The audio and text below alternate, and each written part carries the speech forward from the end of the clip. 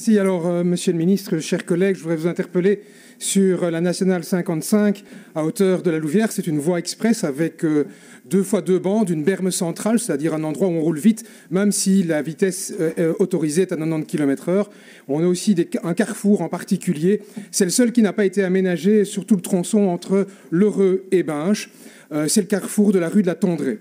Alors malheureusement, ce carrefour, ce 1er décembre, a été frappé par un accident mortel.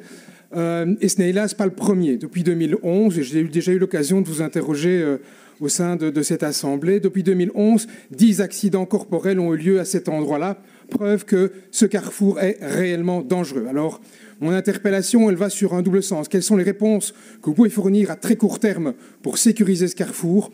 Alors je pense qu'à la fois la lisibilité de ce carrefour, son éclairage, à la fois aussi le timing des différents feux mérite d'être revu, remis à plat et amélioré. Je pense aussi que la vitesse est un problème à cet endroit-là et que des contrôles de vitesse doivent être réalisés. Alors c'est par le placement et l'installation de lidar, voire à terme définitif de boîtiers avec un tel contrôle de vitesse, mais aussi à moyen terme et à long terme, Monsieur le Ministre. Je voudrais vraiment vous interpeller sur la nécessité de revoir l'aménagement de ce carrefour.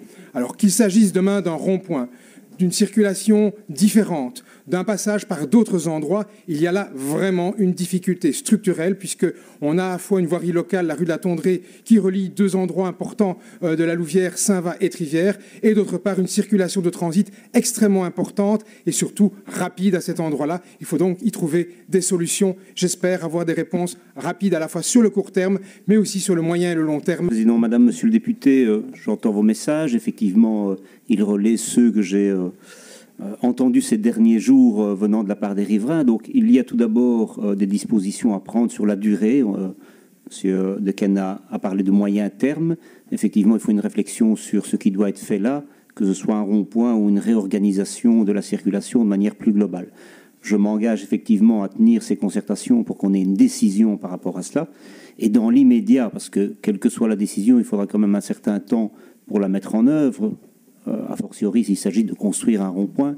Donc dans l'immédiat, ce que nous avons demandé, est mise en œuvre relativement rapide, dans les tout prochains mois, donc la modification du phasage des feux, puisque c'est quelque chose qui semble pouvoir être nettement amélioré, et dans la foulée, l'installation de radars feux, puisque la zone de police a fait la demande. J'ai validé cette demande, donc les radars feux pourront être installés également dans les prochains mois pour avoir un effet aussi dissuasif en attendant des modifications plus structurelles.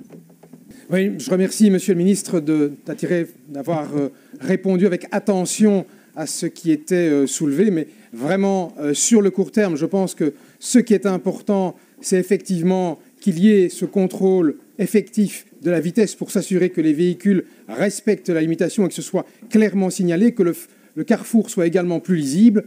Et moi, je ferai aussi un petit peu plus loin, Monsieur le Ministre, par rapport au futur. On le sait, on a déjà eu l'occasion d'en parler dans toute une série d'autres dossiers. Je pense notamment à la Nationale 5, à l'Overval, etc.